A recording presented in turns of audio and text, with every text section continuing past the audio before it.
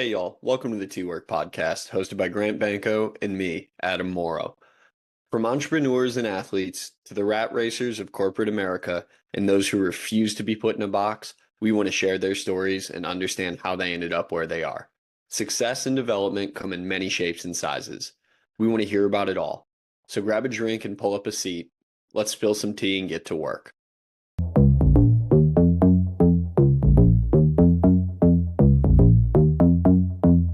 Turn it on, cook it up, make it boil, let it soak. Is it hot? Is it cold? What degree? Spill the tea. Turn it on, cook it. Hey everyone, welcome back to the T-Work podcast. Joining Banco and I today is Jason Smith.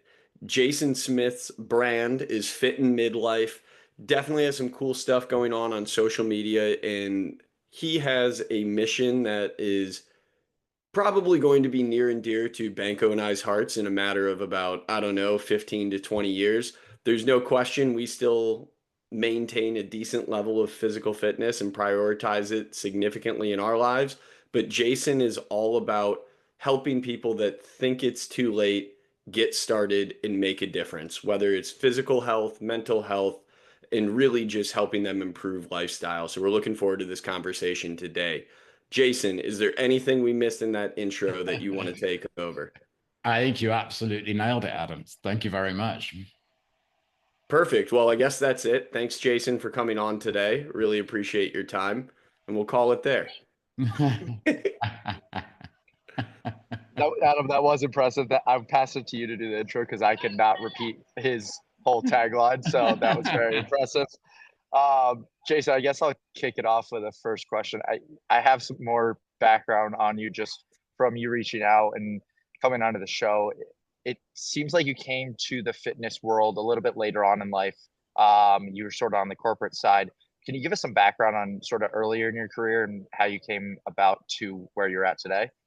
Yeah, absolutely. So I guess, if you take it right the way back during my school days, I was active at that point. I was into my fitness, so I played a lot of sport, football or soccer, as you guys would call it, rugby, cricket, a load of sports that you guys don't recognize or understand, but pretty big over my side of the pond.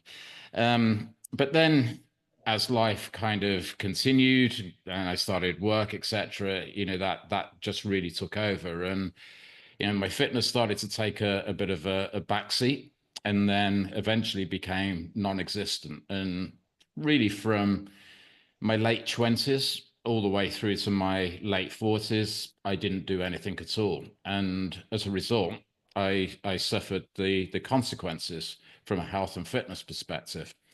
On the flip side of that, I had a pretty good career. I was in the corporate world. I had a numerous positions, kind of rising up the ranks year by year, and ended up with a pretty good role where I was head of global marketing for a large media organization. So lots of travel, lots of responsibility, lots of people, etc. And I guess, it's easy to use things like that as an excuse as to why you don't keep fit. Looking back now, things would have been quite different had I have maintained some level of fitness activity at that point. But following the birth of my son, which really was a life-changing experience, you suddenly realize there's this thing in your life that's far more important than you are. I was just very conscious that I was spending so much time away from him. And therefore, as a result, I came out of the corporate world. I did some consulting for a while as an independent for around about 3 or 4 years. And then I said, right, no, I'm going to take a sabbatical. I'm going to spend some time with my son. And we had an absolutely amazing summer together. This was back in about 2018. And then when he went back to school, I was lost. I didn't know what I was going to do, and suffered, health wise and mentally and physically as a result of that. And eventually I decided that I was going to do something about my health and fitness. I spent a long time being frustrated with how I felt, how I looked, the lack of energy that I had. And I decided that, I needed to change a few things. And so as I was approaching 50, I decided that I was going to get fit. And that ultimately led to me pretty much changing every aspect of my life that I can possibly think of. And as a result, introducing a brand called Fit in Midlife, because quite simply, having felt the difference that I felt and looking at other people in my kind of age who were all very similar to how I was, I thought, a lot of people need to know about this secret, so to speak. A lot of people need to know, to be inspired to try it, to believe that they can do it, to know what to do. And that's what I see as my mission now, to help people, who are at that kind of stage of life, who probably think life could be better, to make it better with health and fitness as the core foundation of that. Beautiful. I appreciate you taking us through a little bit of the early timeline. And Banco, I'm hoping you're okay with me jumping into the fitness journey right off the bat. And maybe we can just kind of juggle this thing back and forth. But Jason, when you ultimately decided to get fit, change your life, what was the first venture for you? Was it running, swimming, diet, or simple weight training exercises? Would love if you could give us some insight to where it all got Yeah. started. Well, the very first thing that I did was put my sneakers on, and I went out for a run. I live in a very beautiful part of England, outside of London, but surrounded by some beautiful country, with forests, woods, hills, etc. And I love nature, so just putting some trainers on, and I'm going to call it attempting to run rather than running, and going out over those hills, and having to stop about, I'd like to say halfway up, but it wasn't even that far, and get my breath back and enjoy the view. That's what I would tell myself. That was how it all started. But I think one of the key things about that, which is really important for anybody that wants to start a fitness journey, is if you can align whatever it is that you're doing for fitness to an interest, a passion, something that you enjoy. And for me, getting out in the country was something that I really enjoyed. It makes it so much easier, and I kind of make a joke about standing or stopping halfway up a hill to enjoy the view. you know Actually, there's nothing wrong with that. If you're out there and you're enjoying it, you're going to be burning calories at the half of the hill that you have run.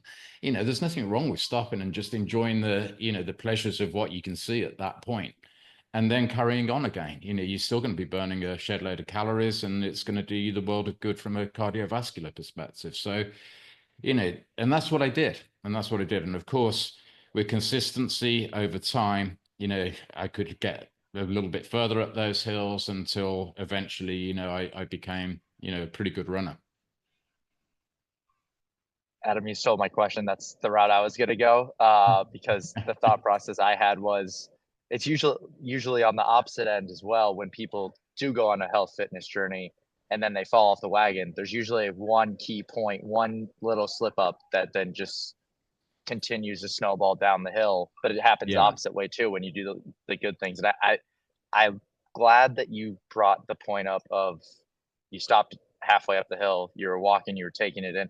I feel like a lot of people feel like they have to go 0 to 100 immediately when they're getting their health and fitness journey.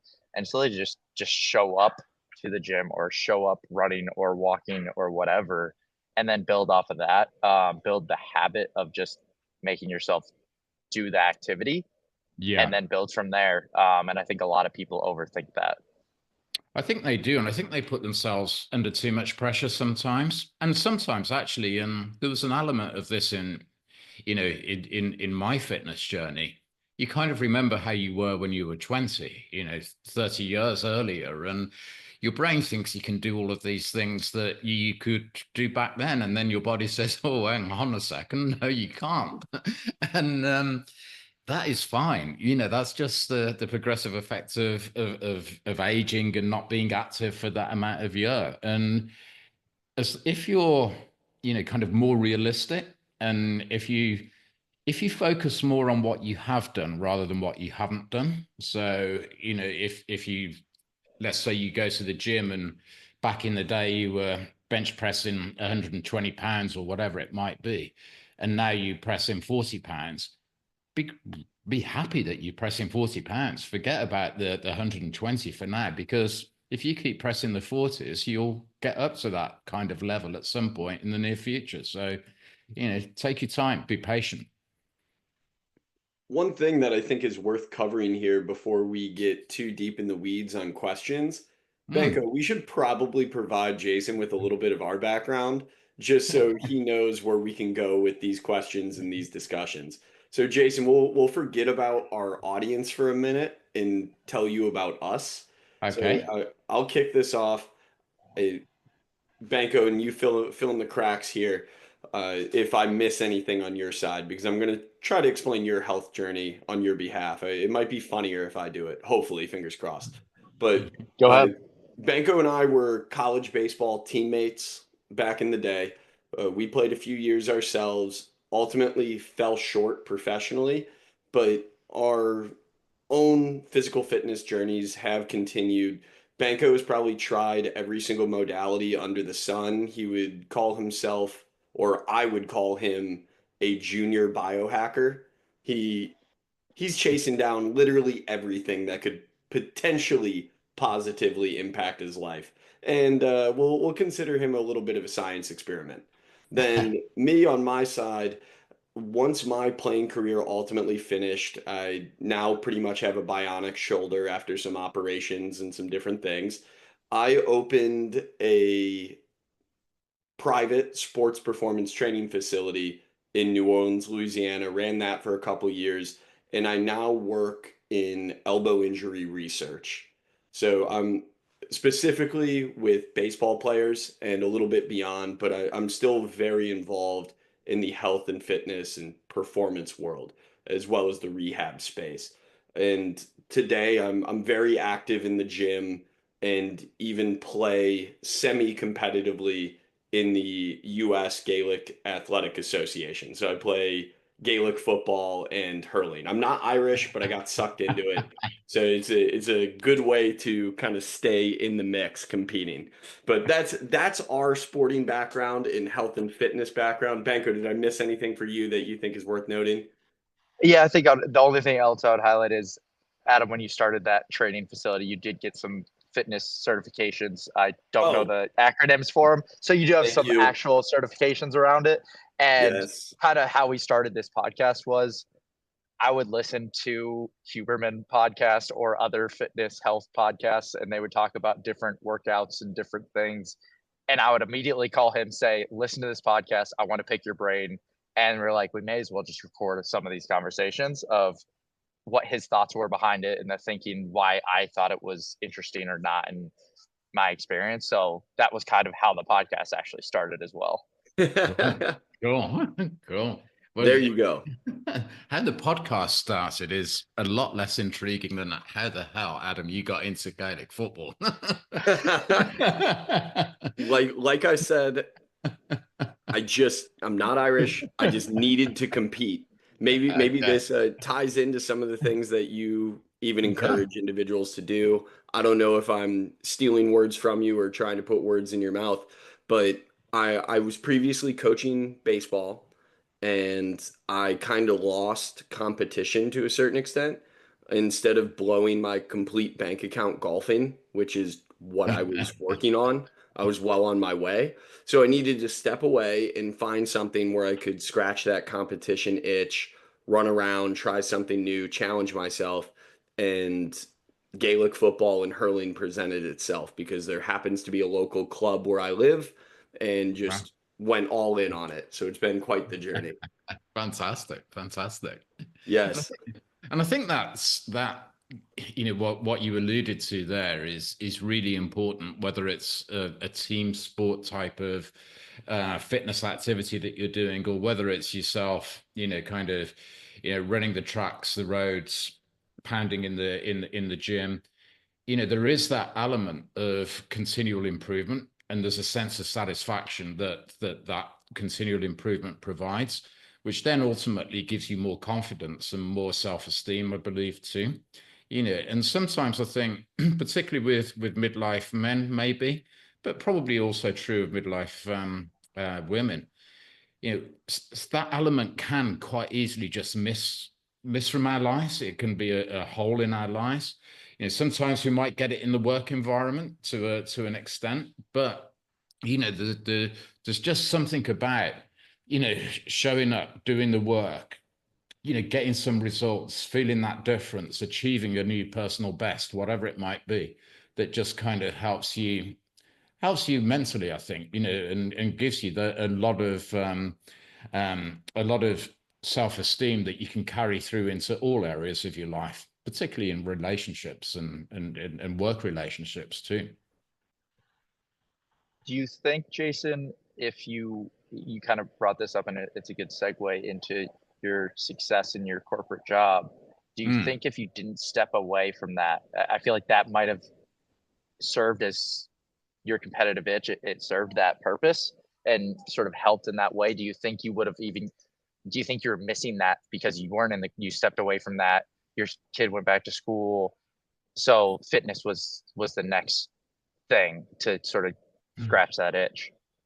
Yeah, it was probably a lot deeper and actually worse than that. I ended up being clinically depressed in the end because what I did in my corporate world was I attached my identity to my role, to my job, and to the status that came with that job.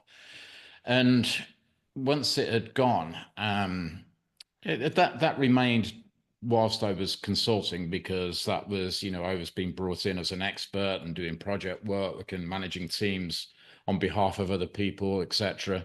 So that continued then. But once I did step completely out of that world, I felt really lost. I didn't have much value in myself. I didn't, I used to worry when, if I was in a social environment and somebody says, oh, hi, I'm Richard, this is what I do. What is it you do? And I think, shit, what do I say? Yeah, I guess at the moment I'm not really doing much. So I just felt, I felt lost is probably the best way of putting it. And that kind of created a spiral which had a further effect on my health and fitness, because I had no motivation whatsoever to do anything about my health and fitness. I just kind of, you know, sat around basically, and did the least amount of activity as I could. And then kind of getting into that did start to chip away at that negativity and that depression. And I wasn't physically well either. I had hypertension, I had fatty liver, I had high cholesterol. Um, and that didn't exactly make me feel great either. But by getting into the health and fitness, it did start to chip away at that. I felt like I was doing something good for myself. When I was able to run a little bit further up that hill, and once I joined a gym, I started to lift a little bit heavier weight or do a few extra reps. I felt really good about that, and everything just snowballed from there. I started off with a kind of negative spiral, and then turned that around into this kind of constantly reinforcing positivity as a result of what I was doing in my health and fitness activity. When you ultimately started the brand, Mm. I might be assuming a little bit here, so please correct me wherever I'm wrong. Was it maybe an accountability piece for you early on? I don't know the kind of starting point of all of this. So forgive my ignorance. Yeah, Or sure. Did you use documentation early on? Was social media kind of a way for you to just hold yourself accountable? Or did you feel you had a system in place when you eventually launched your mission to help people with midlife fitness? I'd love if you could go into that a little bit. Sure. I guess the first decision that I made was that I wanted to help people in my kind of age group um, get into their health and fitness. And what motivated that was, when I looked around, I would see people who were, in their late 40s, 50s, 60s, either struggling on their own, not knowing quite what to do or how to do something, or maybe doing something that, was blatantly wrong and sometimes dangerous. Sometimes, being trained by people who were half their age at least and didn't have really any rapport with the older person that they were training, and as a result, not really getting the best of their attention. I specifically remember I was on a chest press machine in the gym, and opposite me was a lady who was in her, I'd say, early 60s, and she was being trained by this guy who was, 20, 21, something like that. And this guy didn't take the slightest bit of notice of what his client was doing. And the reason was he was too busy chatting up the pretty young thing on the machine next to his client. And she was just, and I think I just remember thinking, this is just wrong. This lady's paying good money to get, expertise, supervision, and motivation, and the like from this guy, and is not giving her any attention whatsoever. And that was probably the exact moment in time when I thought, right, I'm going to help people in a way that I don't think they're being helped right now. So my first decision was to become a qualified personal trainer. So, at this point, I just turned 50. I kind of awarded myself a birthday present of the course in order to get qualified. Firstly, as a fitness instructor, and then as a full personal trainer, and that then enabled me to go out. And at that point, my only vision really was that I would go and help people in person to get fit, people in my kind of age group. And then COVID hit and things started to close down. And I thought, well, what can I do to try and reach people and help people now? So I then started to post on social media, but under a different brand at that point. My kind of in-person training goes by the name of New You Coaching. And just after coming out of COVID and training people in person again, one of my clients suggested that I should perhaps do more on social media and think about how I can better target a niche in my age group. So I thought, oh, okay, great. And I came up with the name Fit in Midlife as a result, and just started posting originally on TikTok ideas of workouts, workout examples, etc. This is what you can do. This is what it will do. This is how to do it, type of thing. And I was amazed at the response. I was used to getting maybe, 11 likes on an Instagram post from under my previous brand, New You Coaching, and all of a sudden I had 2,000 and people following me, and this was within days, and it really spiraled from there. So, obviously seeing those results gave me the confidence and the motivation to keep going and keep posting on social media and expanding the footprint beyond TikTok into Instagram, Facebook, YouTube more recently, and Twitter, stroke X, and Threads now too. So that was really the motivation. It was simply to try and reach and help people. There is a kind of side effect which you alluded to, which is, if you're going to post pictures of yourself working out, and I always had a belief, if you're going to be a personal trainer, you need to look something like whatever it is your client wants to achieve. And so you do have that, you do have that motivation to, to make sure that you are getting your workouts in, that your diet and your nutrition is on point, and that you've got, that you've got something that represents what they might want. And so, yeah, it does motivate me. It does keep me in check.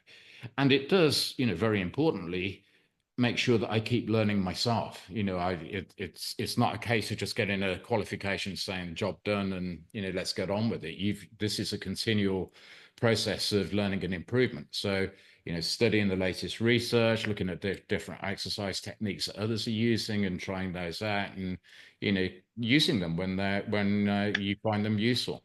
So yeah, but the main motivation right at the beginning was simply, you've got a lot of people here who are not being served well, who want to live a better life. They want to improve their health. They want to improve their fitness.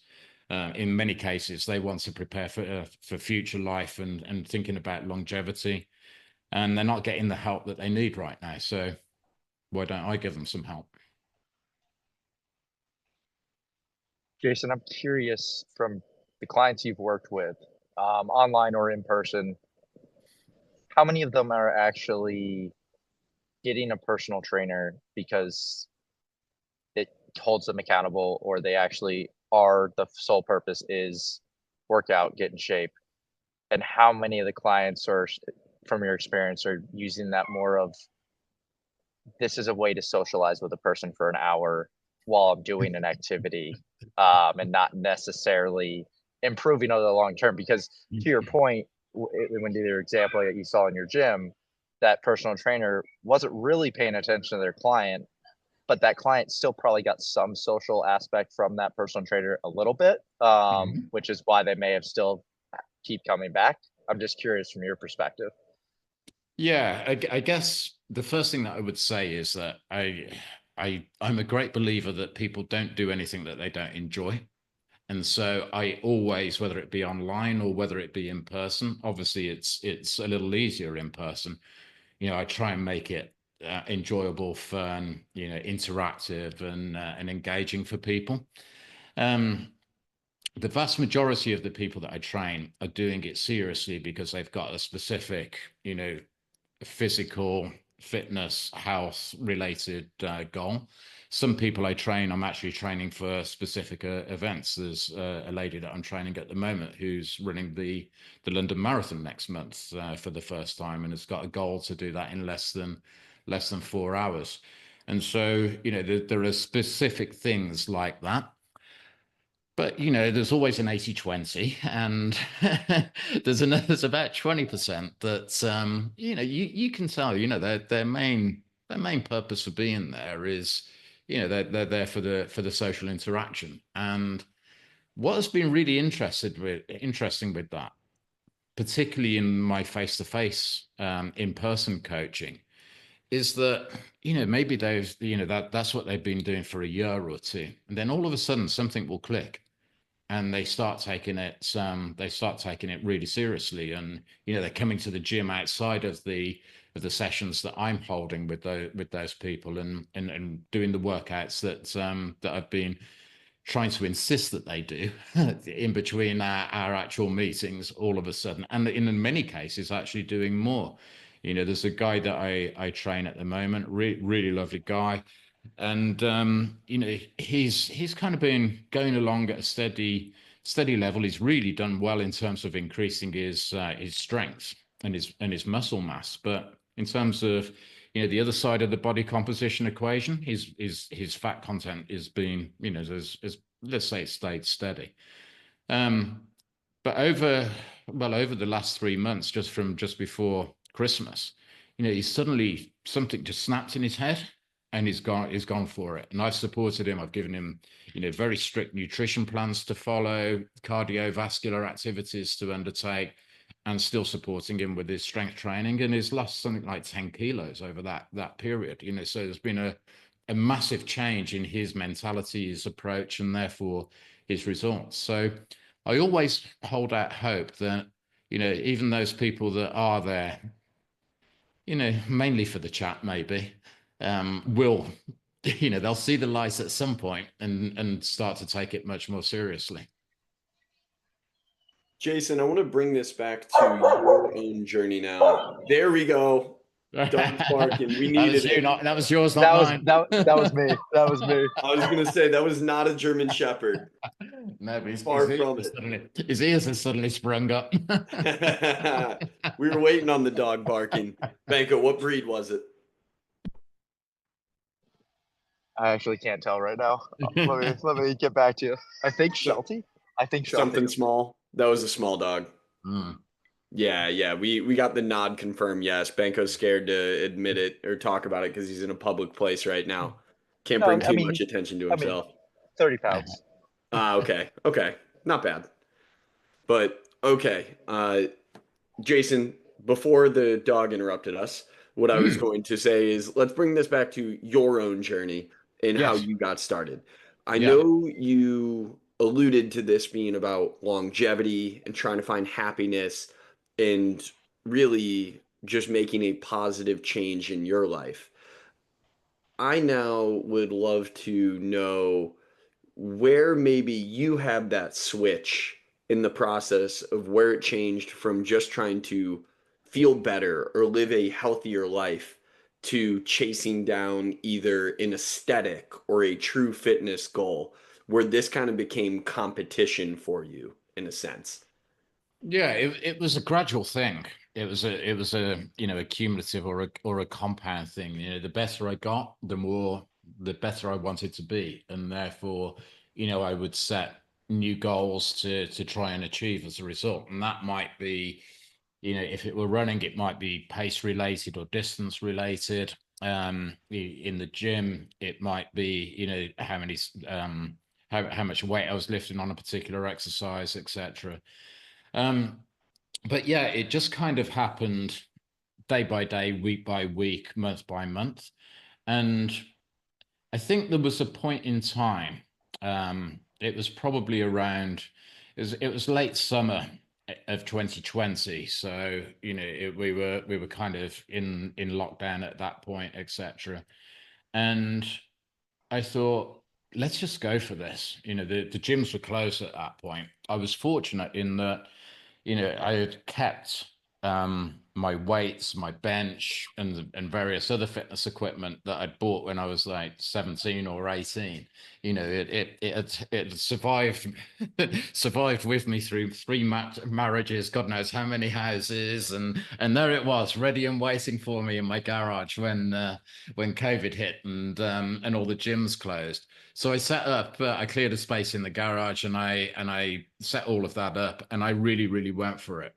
And that might have been a mixture of the kind of effects of being locked down and the restrictions that were applied to us all at that point. But there was definitely something in my head that just said, you could really go for this. You've done a great job so far, and the feedback that I got from the people that I knew, everything from are you ill? Because I'd lost so much weight because of the running and the diet, particularly in the early days of my fitness, through to are you on steroids, because I started to pack on some muscle once I'd lost the weight and thought, right, I need to build myself back up again. So I'd achieved a lot at that point, but then I decided, right, I really want to do more. And so, up in my running, I've always been a believer in a hybrid approach to training. So, it's not just about, I don't know whether it's the same in the US, but in the UK, you get those people that you find in the weight room, and you get those people that you find in the cardio area, and rarely do they mix. You don't see people going from one to the other very, very often at all. But I've always been a big believer in a hybrid approach. And I just said, right, let's go for it. I didn't know exactly what it was, if I'm honest with you. I didn't have a kind of vision in my head of what my body would be like. I didn't have any targets for a specific weight or a specific amount of muscle mass versus body fat, etc. But I did think, yeah, let's go for it, and let's just be the best that I can be. And then that started to kind of show itself in things that I did. So I entered a marathon. I went from trying to run and having to walk most of the time, and decided that I was going to enter a marathon, mainly actually because I wanted to have a reason to go out and run more often, particularly during the winter months, which are pretty drab in in England. And I went out, and then I thought, right, I'm not just going to run a marathon. I'm going to do it in a pretty decent time. And I was thinking, if I can average 6 minute kilometers, then that's going to be roughly about 4:15. And then 4:15 became 4:10, and then eventually I said, right, I'm going to do a marathon in less than 4 hours. Literally the day before the marathon, that was when I decided you're going to do it in sub 4 hours, and I did. It was and it was a great feeling of accomplishment. So it wasn't like I actually kind of sat down and said, right, these are the things that I'm going to do. It was more an evolution of those goals, and as those goals evolved, I guess they did tighten up in terms of the specifics of what it is or what it was that I wanted to achieve. And I guess you could say the same, that's true in terms of, what I do on social media, what I do in terms of training people as well. To start off with, it was just a case of, right, I want to train people. Therefore, that means I need to qualify as a personal trainer, and I will train them in person because, that was all I knew about personal training. That was the extent of my knowledge. The online opportunities just hadn't occurred to me at all. But then again, those goals changed over time. They evolved with the posts on social media, and I thought, so getting a few thousand likes off my first couple of posts made me think, right, okay, well, maybe we can get a good amount of followers here, and and I ended up going from 0 to roughly 500,000 in a couple of years, which I think probably says more about the desire of midlife people to find somebody that they can relate to, that's their age, that has done themselves what it is that they might want to do, than it does anything about me. I want to first jump in and say congratulations on the sub 4 marathon. I think a lot of people, especially due to social media, downplay a marathon nowadays. It's still a huge accomplishment, so I wanted to pause there and say that. Thank you. I'm curious from your perspective for yourself and for clients that you deal with, how do you tamper the taking it too far? Like, how do you take it where you don't overdo it too quickly or over the long term as well? Because I think there is a threshold, and my friend's wife, not Adam's, but a different friend's wife, would describe me as somewhat obsessive, and I take some things too far sometimes, especially with fitness things and in the science experiment in Adam's terms. So I'm just curious from your perspective how you handle that. Yeah, well, let me talk about my own personal perspective on that, which is, I'm probably quite similar to you and what you've just said. I hate rest days. I feel restless on rest days. I feel like something's just missing from my day, and I've got this pent up energy somewhere that I just need to just use up. So that is quite difficult. I push myself hard as well in the gym.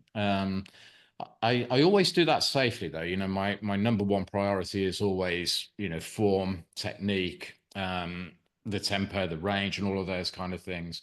But I always push myself to failure, whether it be, running, or whether it be lifting weights with a bench press or whatever. I guess I kind of know when to stop when I feel, frankly, I feel exhausted. That's the point where I know it's time to have it to at least slow down or stop. And there are days, where I do actually realize, yeah, you've got to, you're not going to like it, but you've got to take a rest day today, Jason. So look, just bite the bullet and do it. In terms of other people, there's the first thing you have to take into account is the person themselves. You know, you get some people who you really have to push them to do anything like hard work. And then there are some people who you do have to manage in the opposite direction and get them to just to slow down and to do things a little more mindfully, let's say. And I have clients, you know, online and in person who are at either extreme of that at that spectrum. So when it comes to you know, slowing people down, I'll always just stop them. I'll just say, right, stop there. You know, the way that I like to work is in combinations of exercises. So talking about strength training in the gym now, I like to combine exercises together, at least as a superset, but more commonly giant sets, circuits, etc. And you know, I always say, just because this is a superset or a giant set, it isn't a race. You are not trying to, you know, I want you to go from one exercise to another, but you haven't got to rush into it, sling the weights up and then just start pressing or pulling or whatever the exercise entails. You've got to do this exercise mindfully, properly, and with absolute proper technique. And you need to take a few seconds just to breathe and set yourself up first. And that typically will work. And if I see people that aren't doing that, I say, put the weight down and put that weight down. Let's just stop, pick it up, think about it, get yourself in position. Are your arms in the right place? Are your hands in the right place? Have you got your abs engaged? Have you got whatever it is? Then we'll begin. So that's the way that I will typically manage it when I am training somebody in person. And I will talk a lot about the importance of technique over speed, over the amount of weight that you risk, that you push, pull, or lift, and really try and make sure that they're doing everything properly. I talk a lot about mind-muscle memory connection as well, so that you know that you are working the right muscles that exercise should be targeting, because quite frankly, and I'm sure you guys will have seen it as well. You see people doing a bicep curl and killing their back because they're rocking all over the place as they're trying to lift a weight that's far too heavy, and not isolating the biceps at all. So there's all of those kind of things are the things that I try and teach through the way that I talk to my clients, whether that be online or in person. And then the other group, the group that's, you really have to kind of give a kick up the backside to get them to do something. You just got to keep encouraging them. You just got to say, right, okay, let's go into this next exercise now. Let's do this. So pick up the weights, get it there. All right, okay, now push. And yeah, it's where I think having a coach really, really helps, because I think for some people, the biggest advantage of having a coach is that they're going to do it. They're going to do the work. Firstly, they're going to show up because there's something in their diary and they've got to meet somebody, and they don't want to let that person down. Never mind let themselves down. And when they do show up, they'll put the effort in if you can guide them in the right way. Banco, I'm going to take this down the mental approach to training route. So you tell me if that's okay, or if you want to stick on this topic for a little bit. No, good. All right, perfect. There we go. I got full approval. So Jason, we're again going to start with your journey and then move it on to the clients as you work throughout the question. I would Okay. love to know your own internal struggle with positive affirmation or positive self-talk versus negative encouragement or negative talk, and then maybe how you see clients work through that process. Because, like, hand up, we're all human. We all operate on these ranges of kicking our own butts and being our own best friends. And it's never just one, it's never just the other. There always seems to be some range, but early on in fitness journeys, I feel like often people start with the negative approach, with what's wrong with them, what needs to get better, but always from the side of I'm a failure, I'm not good enough, all these things that are so derogatory in a sense, as opposed to chasing betterment from really a lifestyle perspective, not necessarily because you want to be someone else, but feeling happier, feeling more joyful, feeling a connection to those around you. I'd love if you could start with your struggle there and then work towards maybe what you've seen with your clientele. Yeah. So I had a massive struggle there. So for months and months and months, every morning, well, most mornings, I'd be cleaning my teeth in the bathroom mirror and I would be shouting obscenities at myself because I hated, what I'd allowed myself to become, I suppose. Not just in terms of my physical aspects, but we touched on it earlier, but with the depression, what my how I allowed my self-esteem to fall, and all of those kind of things. And shouting at myself in the bathroom mirror was pretty much as low as it got for me. I was to the outside world, I would have just been normal Jason, but deep inside, I was far from that. And I had this, I had this feeling that I'd let myself down, that I could be so much better, but it was too late to do anything about it.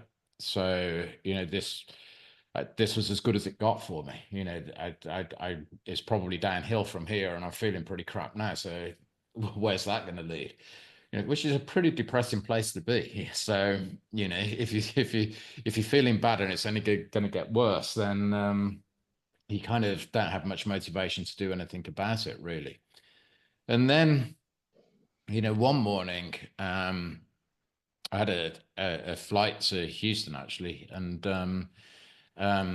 I was just at home. I was drinking some coffee, and I was flicking through Instagram, and this guy who I didn't know in real life, good guy by the name of Dave, had posted a picture of a still from the film The Hobbit, which showed Bilbo Baggins, the lead character, or Martin Freeman, the actor, running through this field with a big, massive, beaming smile on his face. And it had the words, "I'm going on an adventure," underneath.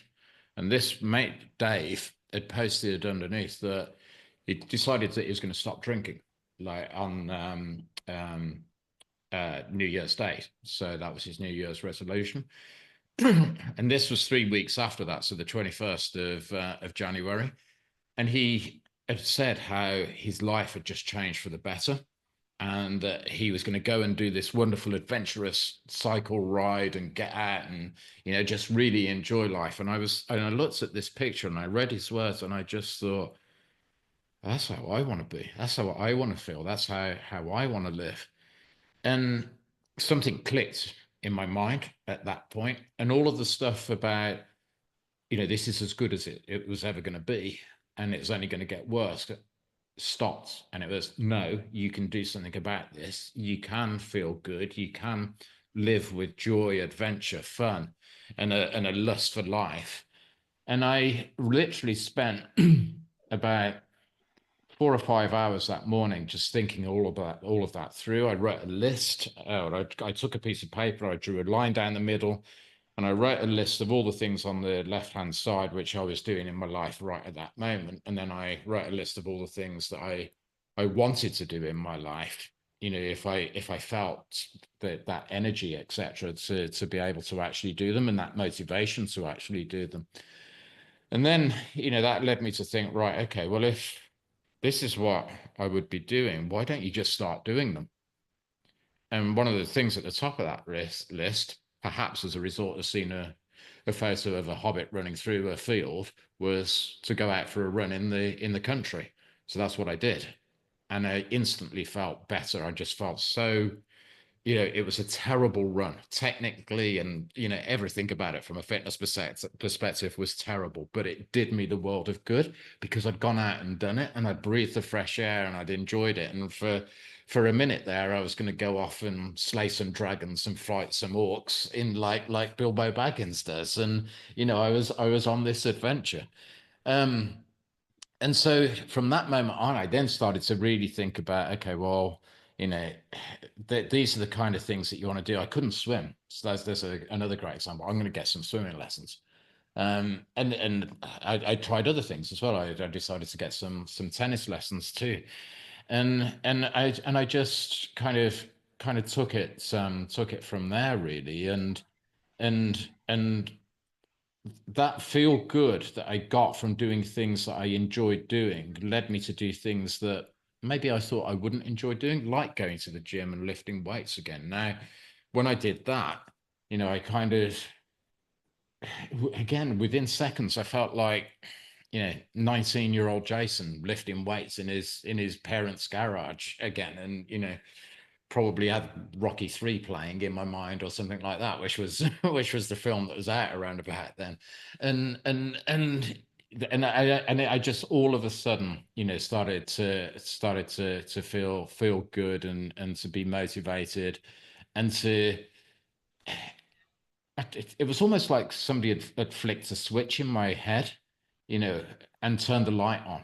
I'd been in this really, really dark room, and all of a sudden the light had been switched on and everything changed. I could see everything and I felt good. And the more I did, the better I felt. And therefore the more I did, it was a very positive circle of feeling activity.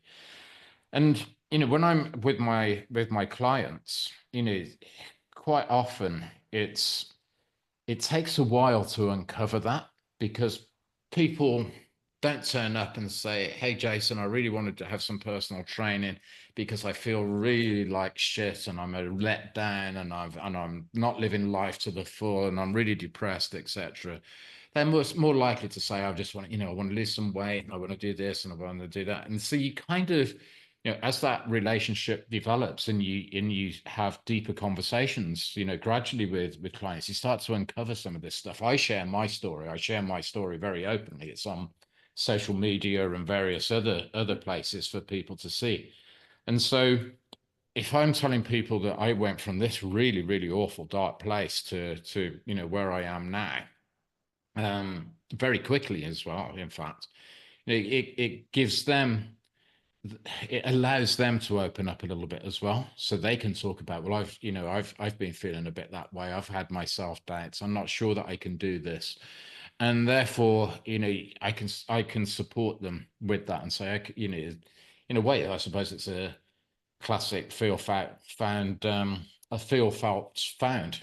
type of approach. I know you feel, I felt the same way. This is what I found when I did it, and that might sound, a little bit kind of techniquey, but actually it's true. That is, how I felt. And this is how I change things. So, I'm sure you can do the same as well. And this is how I did it. So yeah, it really helps, I think, coming from a place which 9 times out of 10 will be much worse than the person that I'm talking to, where they are. The fears that they've got will probably be, less fearful than the fears that I felt. And the confidence is probably higher than mine would have been as well. So you can, through being able to empathize with people, you can help them get to, that more positive headspace. And one of the things they said earlier on is that just don't ever focus on what you didn't do. Focus on what you did do. There are times when, you're training people and, maybe they're feeling a bit under the weather, or they've got a bit of an injury which restricts their training somewhat. Don't focus on, having to use a lighter weight or whatever, or doing different types of exercise, whatever it might be. Focus on the fact that you're here and you're working out and you're doing yourself some good, because a lot of people would be using it as an excuse to be sat on the sofa or the couch and not doing anything at all. It sounds a bit like therapy to an extent for the clients on the mental side, which you don't really think about for a physical trainer, and training people on their workouts and losing weight in that journey. But it makes a lot of sense. I'm curious how surprising that was to you when you first started with clients and getting to that. I mean, you're kind of having in-depth emotional conversations probably with clients, and how Yeah. did you adjust to that and improve those conversations with those clients as time went on? I think that that comes as the improvement comes as a natural part of an improving relationship, and you do whether you like it or not. You, as a personal trainer, and you're seeing somebody on a normally a very regular basis, either on a screen or in a gym, or sometimes out running as well. You're seeing them on that with that regularity, so that you can continue that relationship building. You can continue the conversation. So I suppose any it it it almost felt like it came naturally. And don't get me wrong, this doesn't apply to absolutely every single client. It probably does apply to every single client actually, but to a greater or lesser degree. But one of the things that I was really lucky with when I studied to become a fitness instructor first and then personal trainer, I had this guy, Bob Hope. His first name wasn't Bob, but he was an ex-Royal Navy guy. Um, been a personal trainer for 40, 50 years, something like that. He was in his late 70s, and what he focused on now, rather than training people, was educating people to become trainers themselves. And I think because of my age, he kind of took me under his wing a little bit, and he told me a lot about this. He told me a lot about, when you're training people, there's always going to be, whatever whatever it is, whatever the reason that they give you for them wanting you to train them, that isn't the real reason. There's something underneath it that's always driving this. And if you can get to that, you will be helping that person to a far greater extent, physically and mentally and emotionally, than you ever would if you just, he would say counting reps. That was his terminology for what he would see as a bad trainer, just somebody that does all right, 1, 2, 3. You if you're able to do that, you'll motivate them in a way that will really help them to get results. So it wasn't that unexpected when it did happen, when I was out there actually training people, because this guy Bob had kind of not only told me about it, but encouraged me to encourage it, and to work with it, because of I suppose the depth of impact that you can have with people. One of the things I suppose that would help with that is, in my previous, career, I managed, developed, helped, coached a lot of people. So, there was a lot of skills that I had at that point that I could carry over into the world of being a personal trainer, which was very helpful.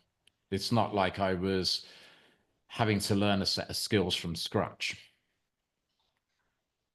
I can echo a lot of that sentiment, and it was a little bit surprising to me when I was working primarily as a strength and conditioning coach.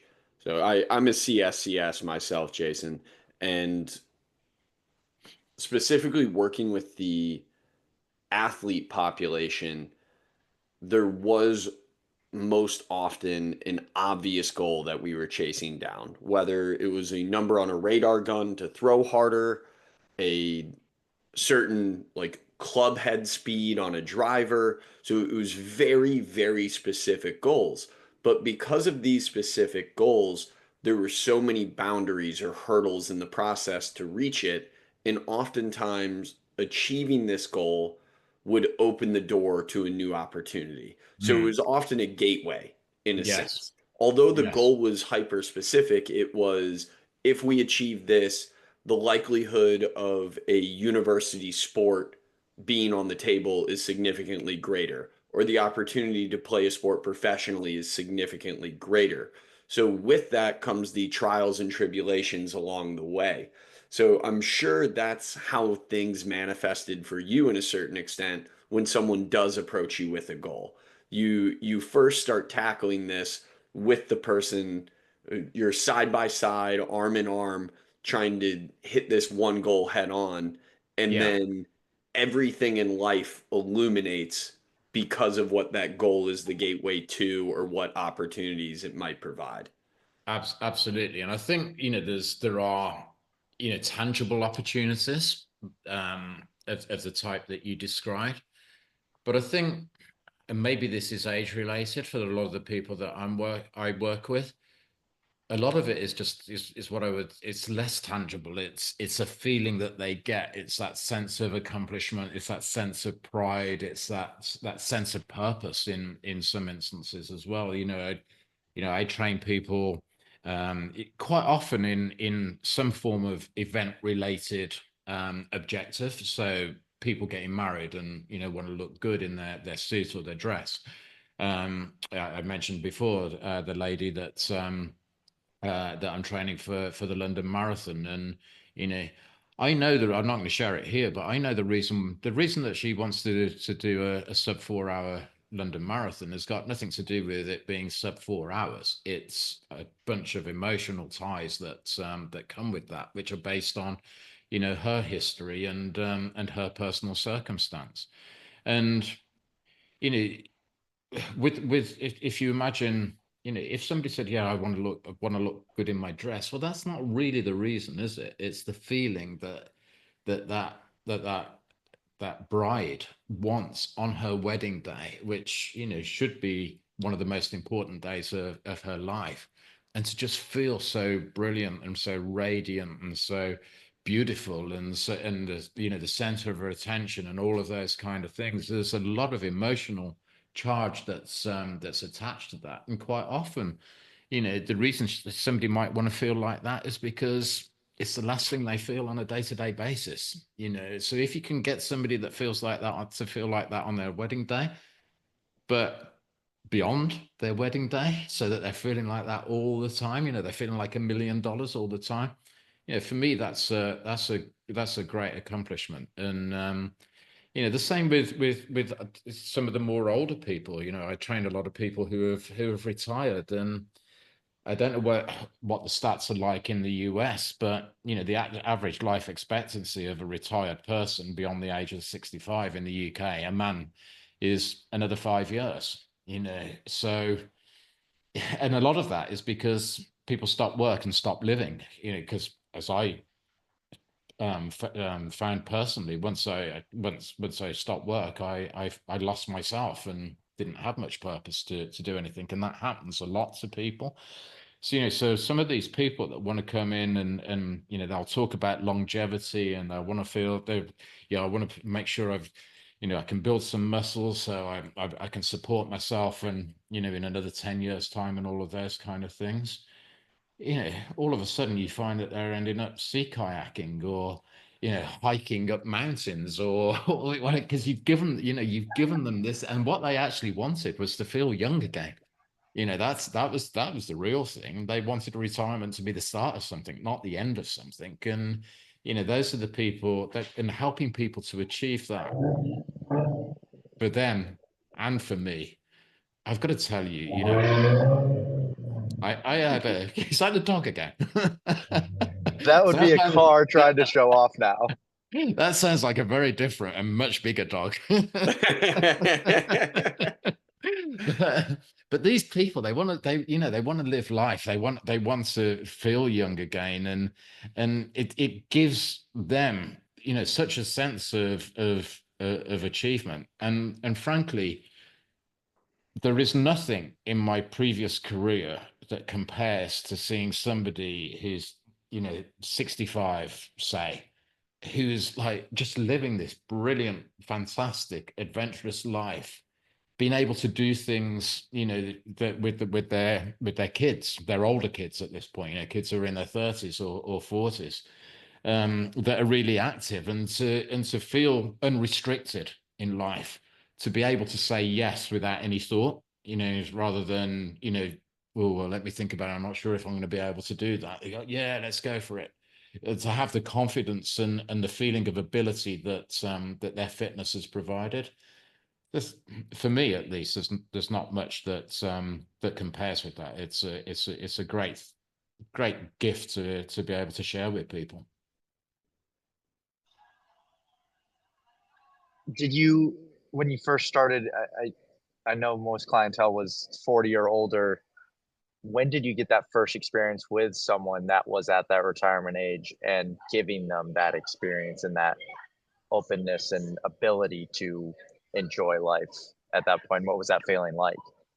It was great to start off with. I was nervous, I tell you, and that was in part driven by the conversation I had on the telephone with this guy. So, you know, when things opened up after COVID and the lockdown and the gyms opened up again, I got in touch with the local gym and said, "Look, I'm looking for somewhere to train clients that I'd been previously training at their homes or in their yards, etc. You know, do you have any openings?" And thankfully they said yes. You know, we could actually do with a personal trainer here, and not only can you bring your clients here, but you know, all of the people that are our members, you know, feel free to train them as well. And within a week, I ended up chatting on the phone with this guy who, you know, I always remember because he said, "Oh, I had this personal trainer before. I don't like personal trainers. They try and kill you." You know, and it was completely inappropriate what he was trying to give me, and all of these kind of, you know, concerns that he was sharing with me. And I said, "Well, look, you know, I'm a bit older. I've got myself fit, you know, very recently. You know, I'm careful in the way I do things. I'll be appropriate in the things that I ask you to do. You know, if anything ever gets too much, etc., you know, I'll be fine. You'll be fine. Just tell me, and we'll adjust." And so I was very nervous, you know, when we first had our sessions, and he was ex-military as well, so quite he had that military kind of personality, let's say, and quite forthright, and that's how it started. And then within a couple of months, I was like, you know, I would say to him, "Right, stop there. That's enough." "No, I can do 5 more." Because everything that he told me that he wanted to avoid, he was, he was like, which goes back to before about, you know, having to sometimes hold people back a little bit. And it was great, you know, because his attitude had changed so much. His attitude had gone from, "I really don't want to do this, but I feel like I should.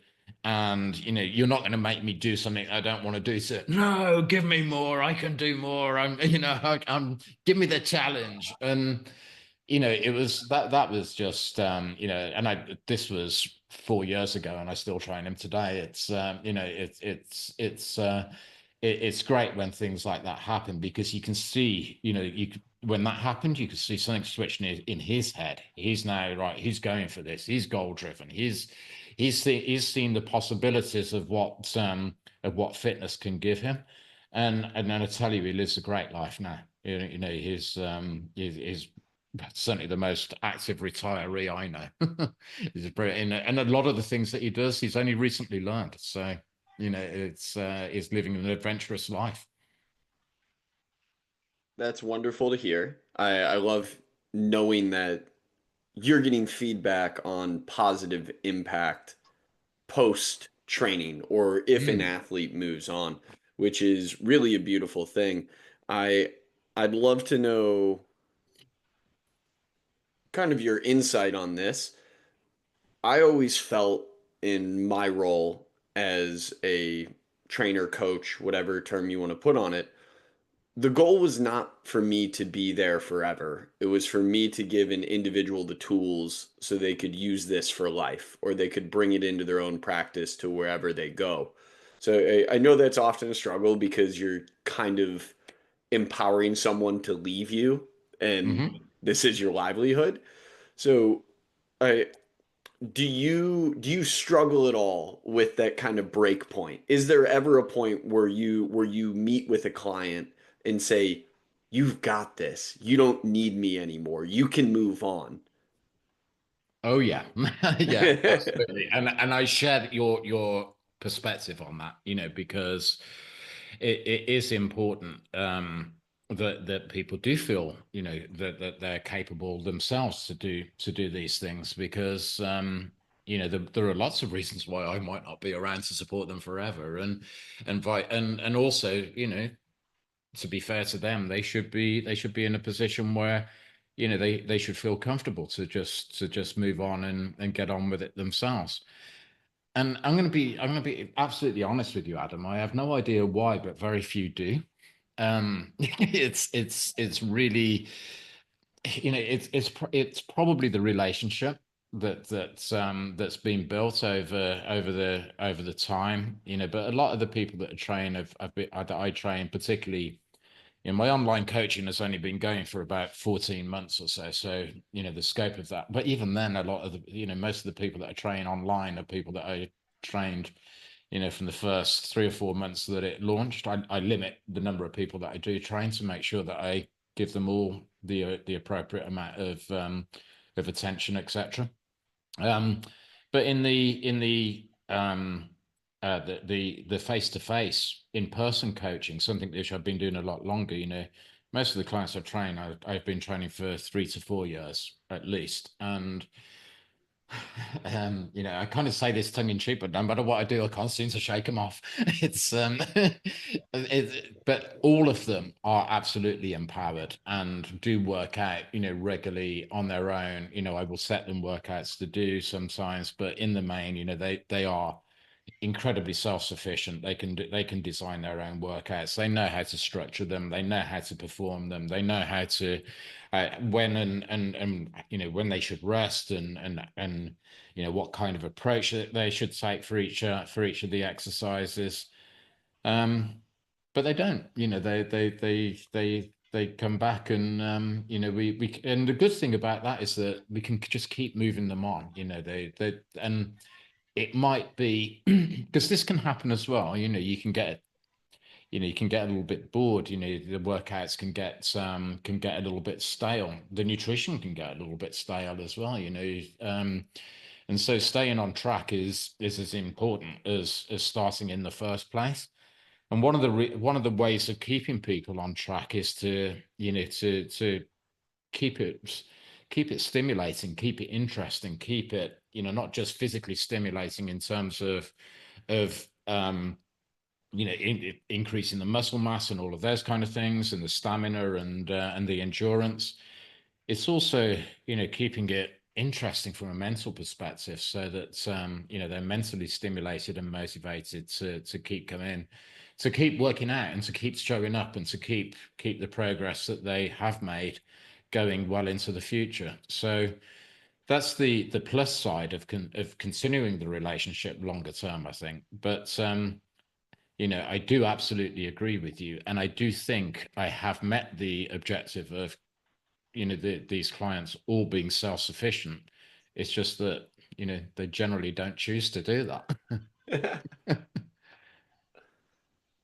Adam, do you have more on this, or I want to slightly shift? I've got a question kind of about individualization and making it. Go ahead. Okay, cool. All right. Thank you. So, Jason, another piece to this with the kind of interpersonal relationship that you share with these individuals, not everybody is going to communicate the same way or speak the same language or understand everything the way that you might understand it or another client may understand it. So Mhm. with some, you have to speak in very sciencey terms, I'm sure. They want to know the Yeah. exact reason they're doing a specific exercise with a Absolutely. certain tempo and intensity and what adaptation that's going to incite. Yeah. Whereas another just wants the helping hand along the way and encouragement in the process. Yeah, And there's no difference in value between the two, just that's right. everybody's an individual.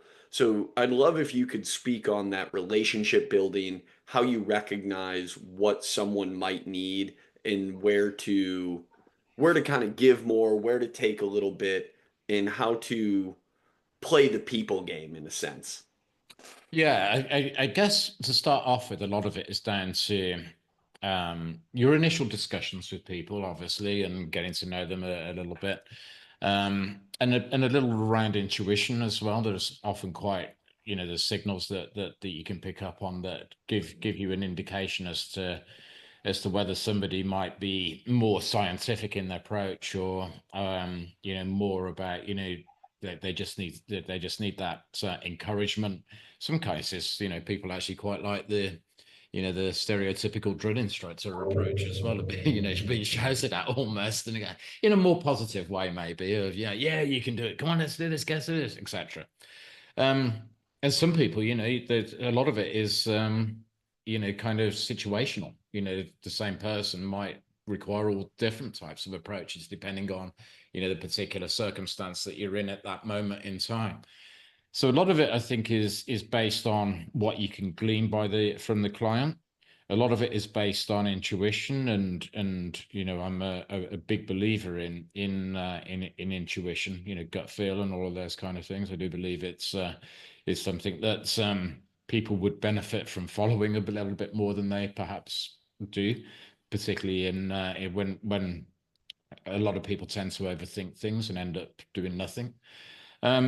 So yeah, it's really about trying to get the information that you can, the experience of training them as well.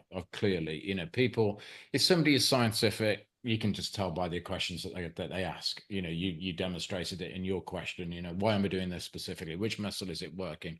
Why do I need to go at this tempo? Why do I need to get a full range of movement? All of those kind of questions point to that type of approach.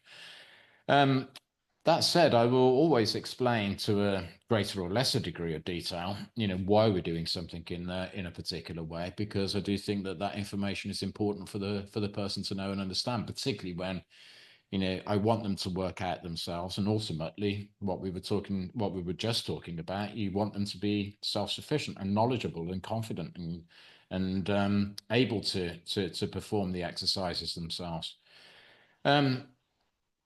Yeah, so it's really difficult to put a finger on how you do it, but my relationship with every single client that I have is similar but different.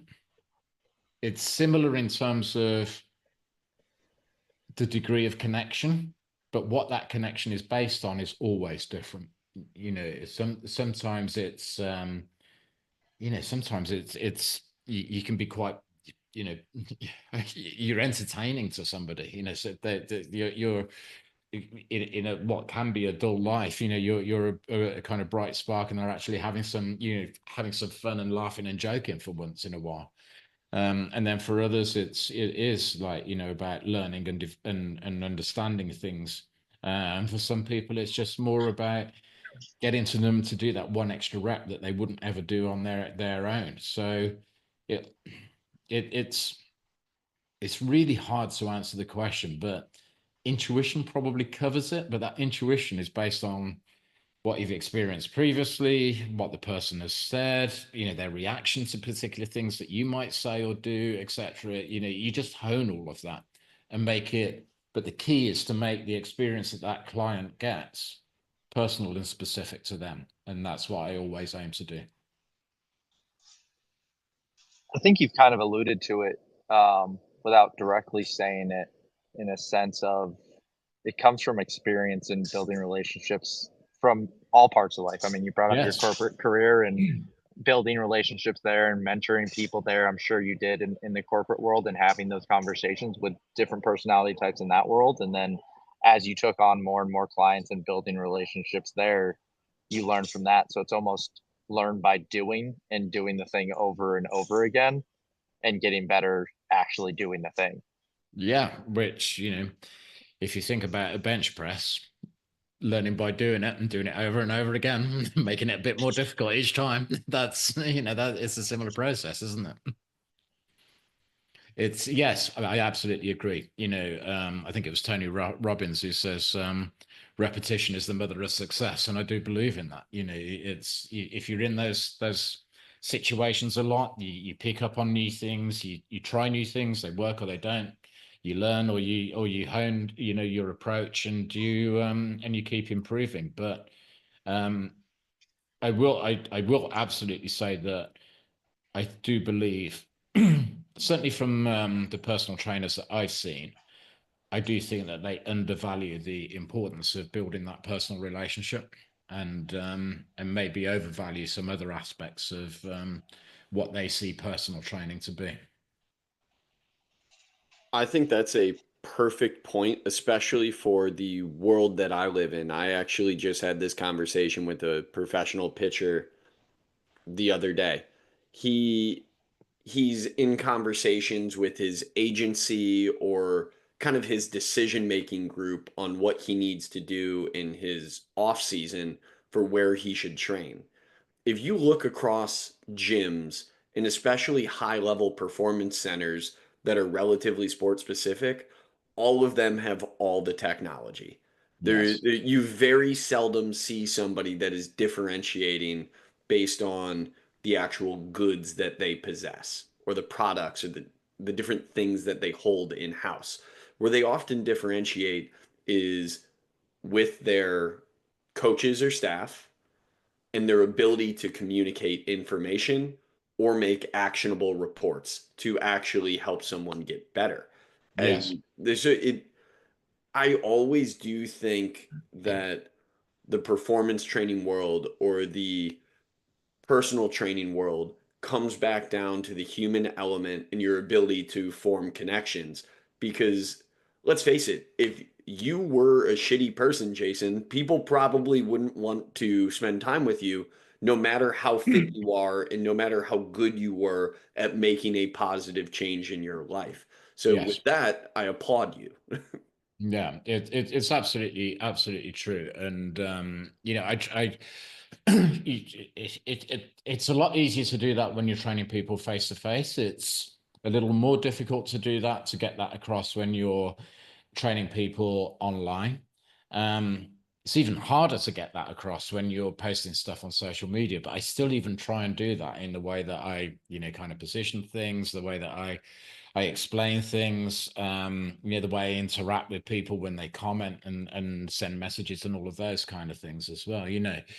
It's it's really important to me because I do believe that, let's say if you wind the clock back and what I described as my tipping point, my flick of the switch, you know, what if that picture wasn't a picture of Bilbo Baggins, which is probably not exactly a picture of health, but was a picture of some guy my age, working out and saying, "You can look great like this," and that was what had the effect on me. Now, that, as to your point, would just be the starting point. It's a picture, but for me to be motivated by that person, I would want to know that that person's a good guy and not just, that he looks good, or is that he's managed to go from, um, from a dad bod through to something that looks, reasonably good. I'd want to know what it's at, has that affected? If I know that it's affected his life really well, it's affected the relationship with his son really well, it's affected his, his broader outlook on life and the things that he's able to do and all of those kind of things. I would want to listen more to that guy because, at the end of the day, in my world, which is different to your world, Adam, in terms of, the specifics of, sport related goals. People will always say, "Oh, I want to lose weight and I want to gain muscle." That's generally, 100% of people will say that to me. What they don't ever really talk about in that, which comes back to what we said before, in that initial kind of conversation, is why they want to do that. But it's normally a feeling. It's normally a feeling that they want, that they associate with, that goal, that physical, aesthetic goal. And if I can get that across and I can build the relationships at that level, and if I can keep encouraging people, and if I, whenever somebody asks me a question, I'll, for the more technical sort, I will always answer it. But I'll always be encouraging people, and I'll try and make it a fun, humorous, and enjoyable thing because, fundamental to my belief is, if it ain't fun, you ain't going to do it. If you don't enjoy it, you won't do it. And therefore, in a way, that's more important than anything else. Because if you're not doing anything, That's even worse than doing something and not perhaps doing it quite right.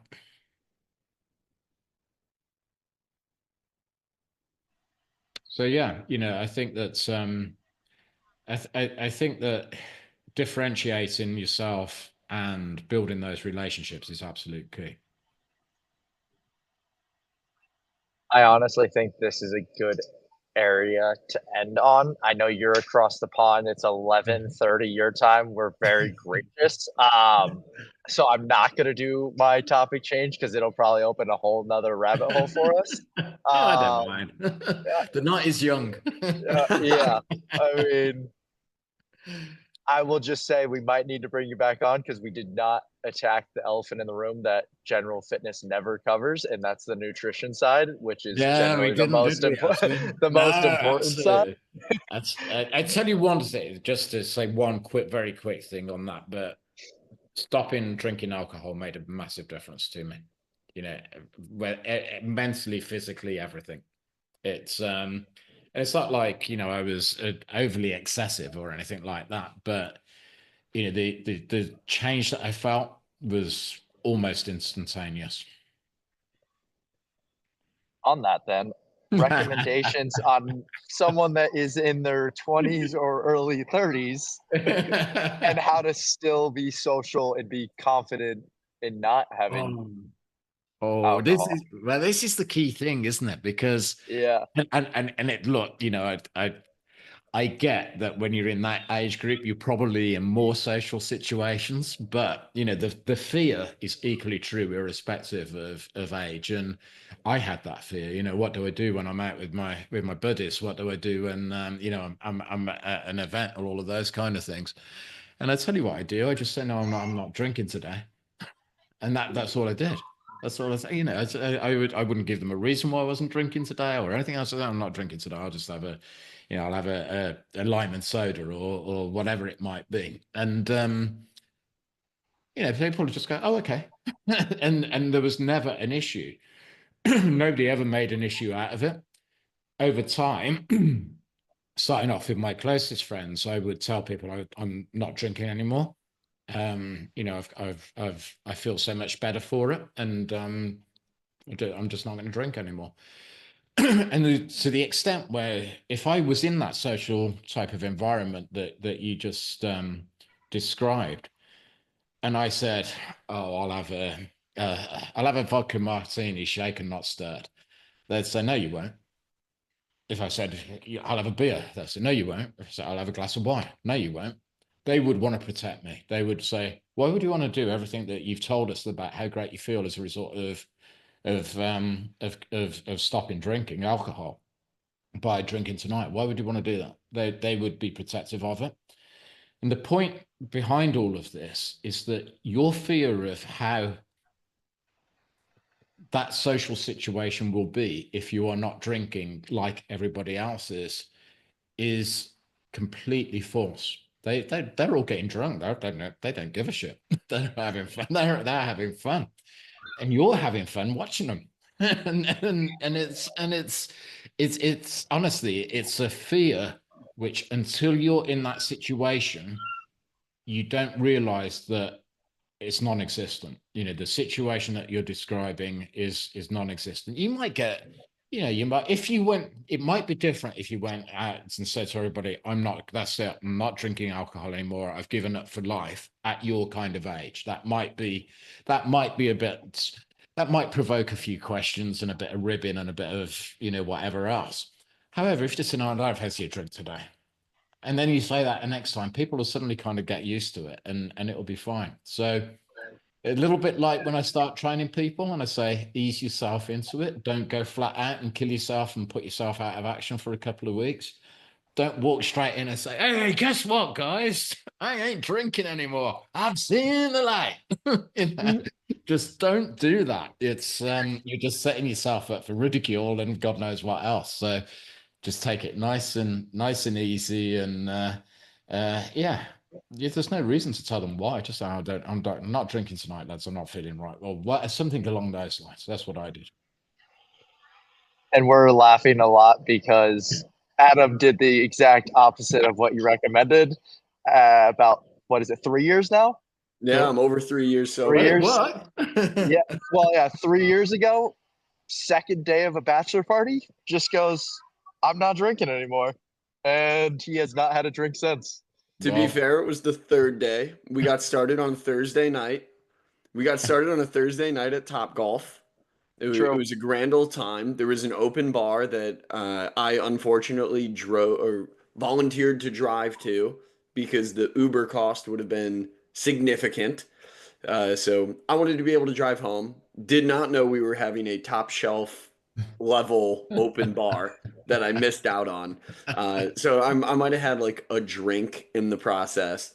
The next day, drank, had fun. We're at a bottomless mimosa brunch the next day. I have one mimosa, look at my glass, and say, I'm done. yeah, good for This you. is it. Good for you. Well, and I And admire that. I totally admire that. It's not what I did, as you now know. But it's if you want to go, balls out and announce it to the world like that, then more power to you. However, I wouldn't recommend it. it brought on a lot of ridicule. There's no question about it. But I felt like to a certain extent, if I didn't announce it, I wouldn't have been able to hold myself accountable. I'm more one of those people that if I put it out in the universe, I have Yeah, to that's honor my true. word. Well, that is true. That is absolutely true. That is absolutely true. And yeah, I did that eventually, I suppose, and when I say eventually, after a couple of months, but yeah. The good thing about it was though, because stopping the alcohol coincided with me doing all my fitness, changing the other parts of my nutrition. And therefore, during that couple of months when I said, yeah, I'm feeling really good, I don't think I'm going to be drinking anymore. People could see a dramatic physical change in me, and not just in the appearance, but the way I was, the energy, the aura that I was giving off, and all of those kind of things. I was, people could understand why I would want to stop drinking or stop drinking because they could see the obvious effects that it had on me. So, that was part of the reason, I guess, too. One thing I would say though is that there is this belief, and the word sober kind of reinforces this because one definition of sober is dull and boring and all of those kind of things. Is that life is dull and boring without alcohol, and you can't be the life and soul of party. You absolutely can. You absolutely can. You can have at least as good a time, but most probably a better time without it. And your mates will be laughing and joking with you in exactly the same way as they were before. Jason, I needed you 3 years ago to just come and talk to my buddies for me. Because this is everything that I tried to explain to every one of my friends, and I was just doubted for years. Thankfully, I've been able to prove it over 3 years of going to weddings and going to Yeah, events exactly. and just being to myself. But it did take probably a good 2 years of showing them that sober fun is still my fun and I'm still Yeah, me. But absolutely. yeah, I guess we should have started this podcast years ago and found Jason earlier in this. We were just testing you to make sure you were actually true to your word. We were just making sure you honored your word. That's it. Listen, I've taken breaks here and there, and then I jump back on the horse. Yeah, exactly. But it may be different. Well, I'm sure it will be different at your stage of life, but at my stage of life, it makes such a big difference. It really does. You've got to think that all of a sudden your body has slowed right down in terms of its metabolism, its production of testosterone, its production of other hormones, positive hormones. The muscle wastage had started to happen through sarcopenia if you're not doing much activity, etc., and strength training in particular. Everything's going against you, and if you add alcohol to that mix, which really does go against you in all of those areas, it goes against you a lot quicker. And so the effect at my kind of age is very, very noticeable. The good thing is it's also very noticeable in a positive way once you do stop. You have, when you're running, you have an extra spring in your step. You're thinking, oh, this feels easier today. when you're lifting weights, you think, oh, I can do an extra 2 or 3 reps with this weight. All of a sudden, it's quite remarkable. Thank you, Jason. This is excellent based on all the ammo that I've been trying to throw out there for years. I've never said that's wrong. I mean, I have the Aura Ring telling me that my sleep and resting heart rate are terrible when I drink. I know it's bad, but it just happens. That That's is- not a They're great, does not. these things, Yeah, aren't they? I saw it on your finger. I will say though, it doesn't affect my running. For some reason, I run better the next day, which I don't know the reasoning behind. Don't yet. put that out in the universe. We don't need somebody listening to this. One of Jason's clients for years. Jason is this close to getting that person off of alcohol. And you just put that out there. You just think and feel like you're going faster. You're not really. I have the data to back it up. I'm sure you did. Well, since we did go down this nutrition path a little bit, Jason, I gotta ask, and I don't know if you need to put disclaimers out there because I know some things can vary with licensures and if you are a nutritionist or not. I want to know your specific vitamin or supplement stack that you take, and then maybe what you would recommend when you have these conversations to your clientele. Yeah, I don't really recommend supplements to people. I recommend, food types and calorie surplus or deficit depending on their goal. And I will talk about, protein in particular. It's incredibly important for men and women at my age in terms of maintaining and developing muscle mass and strength and all of those kind of things. I will talk about, processed foods and carbohydrates and the difference with different types of fats as well, and offer that kind of advice. So I am a nutritional advisor. That's part of my role. I don't ever really talk about supplements, but I'm happy to share what I do myself, and I will always answer questions when asked, if I feel qualified to. I personally take each morning some lion's mane mushroom extract, which I find really useful. I mix that into my coffee, and I take some iron, an iron supplement as well, and I take a multivitamin. So just to make sure that irrespective of whatever else, I've got my vitamins in there. In terms of other additions on top of that, the only things that I take are creatine and whey protein. So, I have the whey protein irregularly, but on days when through circumstances and, kind of time commitments and things like that, I feel like I haven't had enough protein, or conversely, if I've worked really hard, which actually is quite often in terms of the strength training in the gym. So I will always have my protein supplement then, but I aim to make sure that I'm getting at least 2 grams of protein per kilogram of my target weight, whether that be during a bulking phase or during a cutting phase. So that's how I kind of determine that. And the creatine I take just on a daily basis. So I take 3 milligrams of creatine daily. Outside of that, when people ask, if people were to ask me about, I don't know, magnesium or whatever else, then I'd look. My answer would be, you need to do your own research on that. It's not something that I'm qualified to talk about, and I have no experience of it either. So, I would be very open about that. What you do get asked a lot, particularly in the world of social media, asked, maybe accused, is steroids and TRT. Neither of which I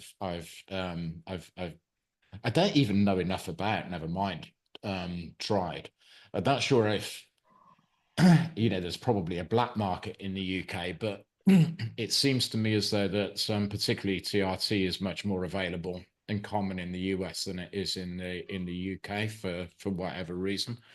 But that's not something that I have any experience of. And if anybody ever asks me particularly about TRT, I will say, well, you should consult your doctor, you should get your bloods done, and then take the advice of your medic. But I've never kind of felt the need for it myself, or felt the need to know how to get it, even if I wanted to get it. But of course I don't. So I try and kind of set the boundaries appropriately. I'll talk about the things that I am educated in and experienced in, and things that I'm not. I'll advise them to educate themselves before they experience anything themselves. This I'm is looking up wonderful to me. Oh, go ahead. I'm looking up conversions because being in the US, and I want my mother to listen to this podcast on the protein. So you said 2 grams per kilogram. That translates to how much per pound? I'm trying to use ChatGPT. It's not very, very quick right now. It's roughly about double, isn't it? So it'd be about 4 Yes. grams. Banco, a kilogram. No, it's not. Go ahead. It's showing 0.9 grams per pound. Is it? Because kilograms is of course, yeah, 7. Yeah, 0.7. Yes. Yeah, half it, not double it. Yes. Yeah. So basically 1 gram per pound to be simple math. Yeah. So mother, 1 gram per pound. And just because you eat a lot of peanut butter, or you think you eat a lot of peanut butter, you're not actually getting that much protein. So please eat your protein. Go for it, mother. Honestly. That's a big one. Hopefully you're speaking to my mom too on that one, who also thinks she consumes a lot of protein. So absolutely. Yeah, that's a big one for sure. Now, you brought up creatine. This is where the topic gets really long, and you might actually have to cut us off, or my wife is going to come calling and tell me that I need to bid on dinner at this point. But all right, I'll say what I've done. I'd love to hear your own experience, Jason. I have not cycled off creatine in 3 years, probably 4. I don't know. I've taken creatine nonstop.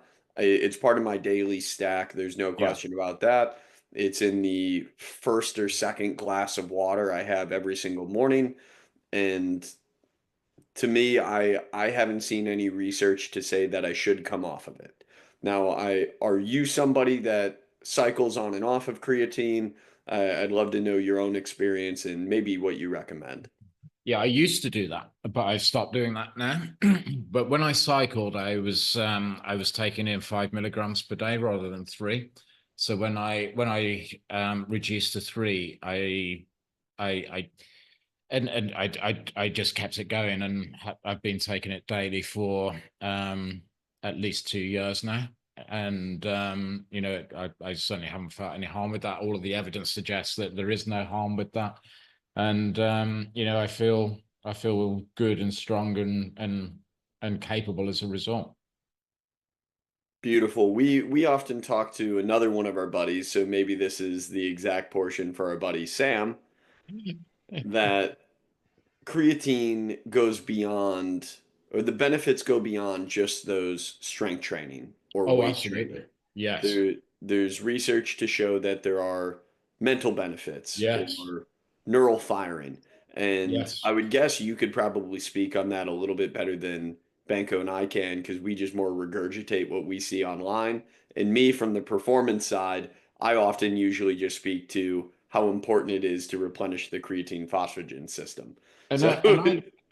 I'm really big on this because the cognitive decline with age is as a personal trainer, I talk a lot about the physical effects of aging, but the cognitive effects are equally important. And you've got something like creatine, which has been proven to benefit you in mind and body, or brain and body. And it is, I don't know, it's beyond me why people wouldn't want those benefits and therefore take it. Now with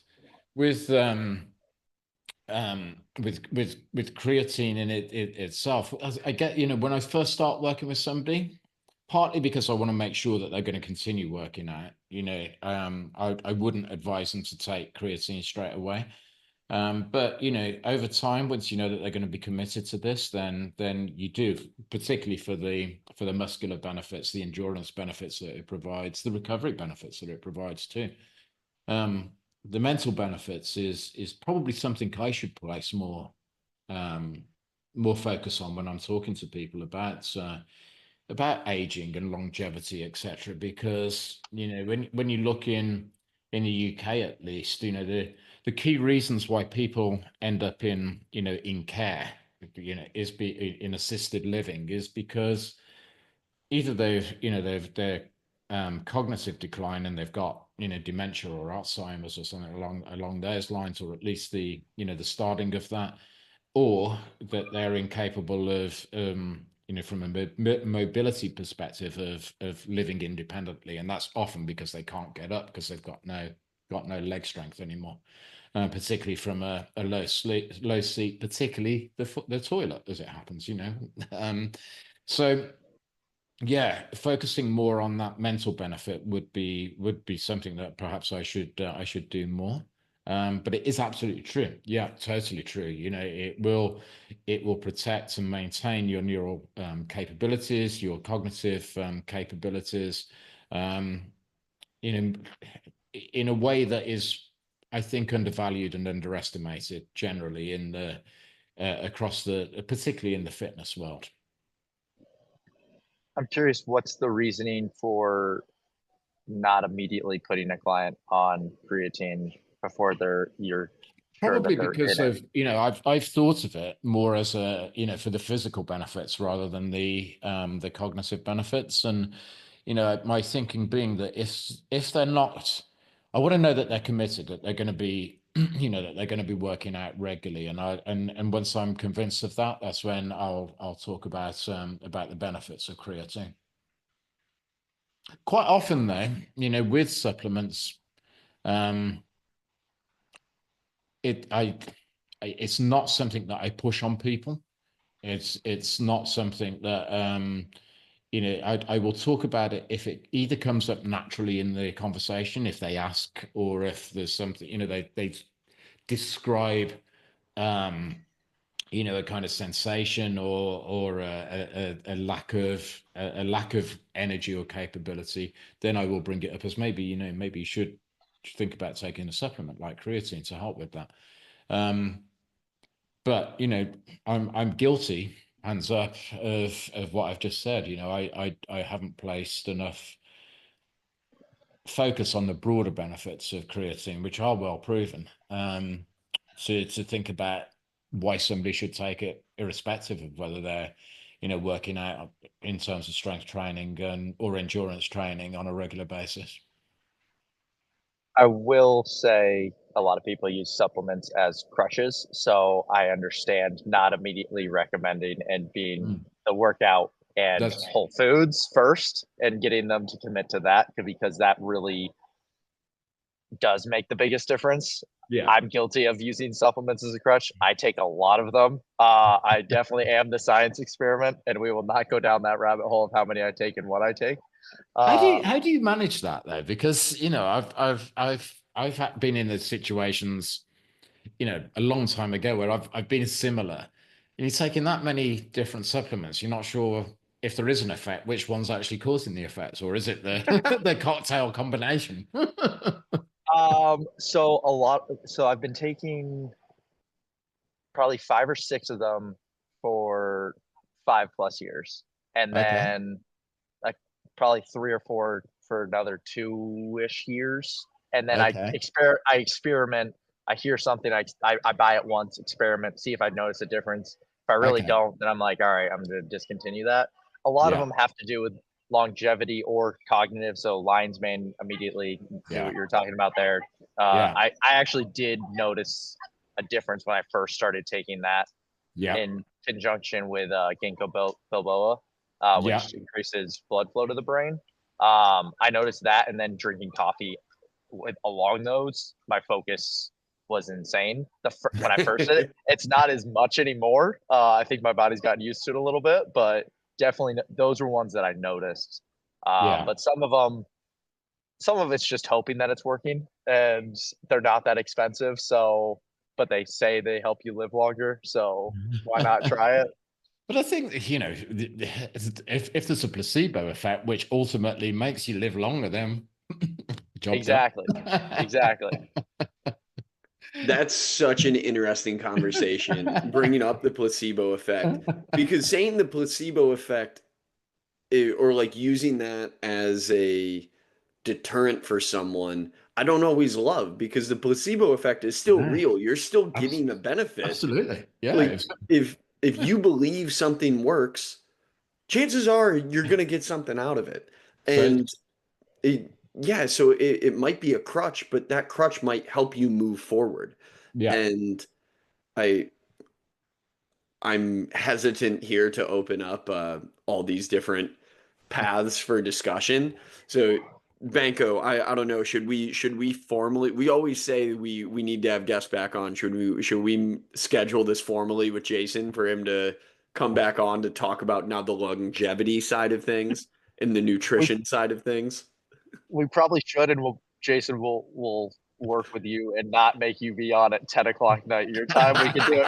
We could do it in the morning, or maybe we are up at midnight and it's your morning. Maybe we have to punish ourselves. I don't know. Uh, but yeah, probably a good idea to schedule because now it is midnight your time. So Yes. we appreciate your time. So I think that is a good idea, Adam.